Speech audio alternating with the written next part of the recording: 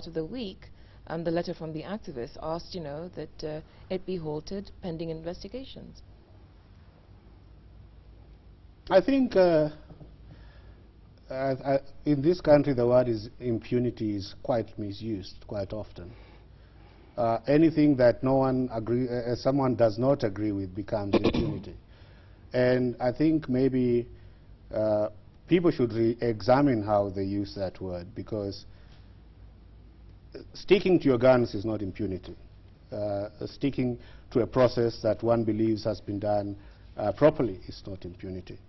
I think that if you do a government-to-government deal, and this deal was sealed, in fact, government-to-government by President Kibaki's cabinet, you take the process forward. How does the process go forward once you take it?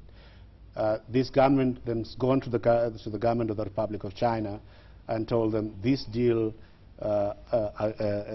exists. It was signed by the previous administration. How does it work in China? The Chinese government tells you, if we are going to provide the money, it's going to be, the project would have to be done by a Chinese company, and there's a Chinese financier. I think that those processes have been done, and what we would like to see happen is that there is a sense where anyone who thinks that the process itself was not clear comes out with the evidence. I think that it is good to stand up there and demand accountability. In fact, accountability should be demanded at all times. But I do not think that it is good to stand out there and make noise for noise's sake. There has to be a time when you say, look, this needs to go forward, and it should. Okay. A few more questions. Just a minute. Do you prepare the president before he speaks? Sometimes he's had emotional outbursts, if not handled, which can water down any good he's doing. And that came from Mimo in Nairobi. The president is a very robust public speaker. Obviously, he works with his teams on issues that he is going to speak about in public. But eventually, I think the president, like all of us, we have a sense of how we want to emphasize our story, and I think he's entitled to that. So, do you prepare him, to answer the question, do you prepare him before he speaks? Yes. Right. Okay. We'll which means what?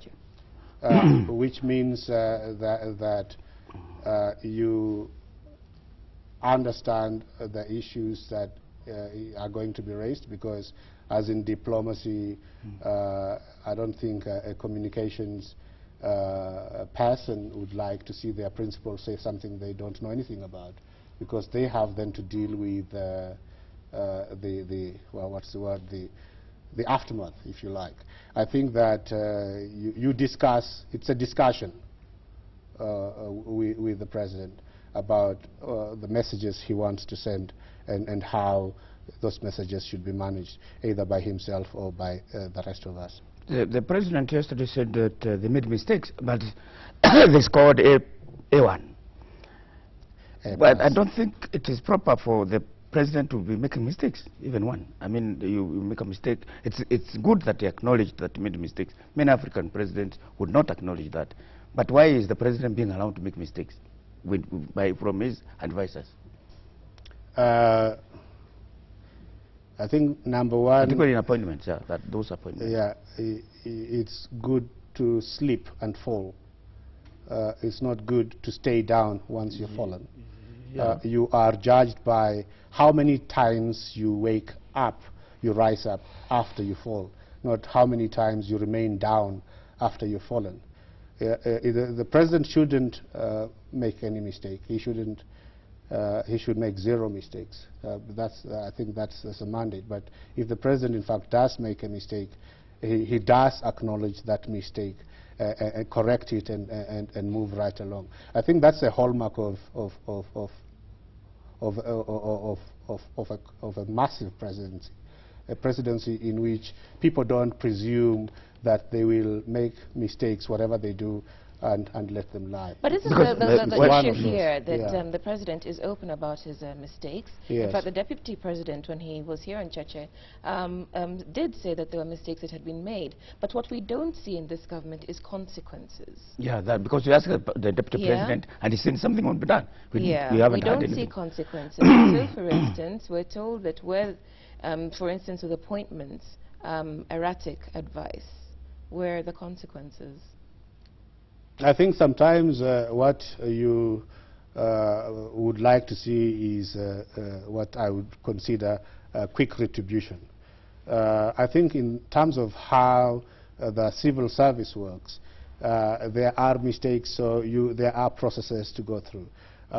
In this case, in fact, part of what happened was with the change in the constitution and the legislative processes, there are hundreds of parastatal jobs that are managed via one piece of legislation, and there are others that are managed by another piece of legislation. And if you're dealing with 60, 70 appointments, there is in fact room for that to happen. But once that's happened, you call your officers in and ask them what happened. They would have an explanation.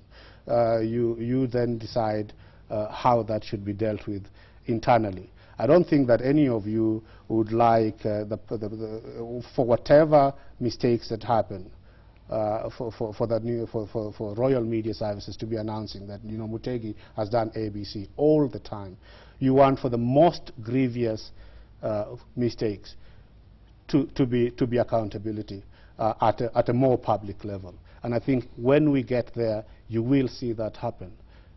But the president has dealt with this internally. All right. We have to take a break now. This is Cheche, live on Citizen TV. We have, as our guest this morning, the presidential and government spokesman, Manoah Esipisu. If you've got any questions for him, I'll remind you that our SMS number is 22422, and the Twitter handle is @Cheche_TV.